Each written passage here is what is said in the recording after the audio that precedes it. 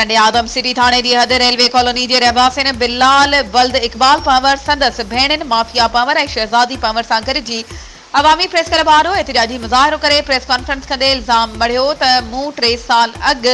अब्बासी बिरादरी के छोकरी अरीबा से शादी कई हुई थोड़े वक्त में अणबणत थी पई असांजी गैर मौजूदगी में अरीबा और संदस माओ मुबैना तौर घर में सामान चोरी करे वयूं जैंजी FIR बे कटराई त असांजो सामान वापस कयो वञे।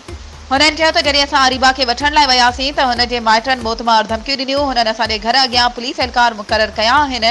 असां तमामु घणा परेशान आहियूं। हुननि चयो त असां कोर्ट सगोरी मां प्रोटेक्शन बि वरिती आहे पर तंहिं जे बावजूद पुलिस असांखे तंग करे रही आहे। हुननि आला अख़्तियारनि खां मुतालबो कंदे चयो आहे त पुलिस पारां असां सां कयल ज़्यादतियुनि जो अज़ालो करे असांजो चोरी थियल सामान वापसि ॾियारियो वञे।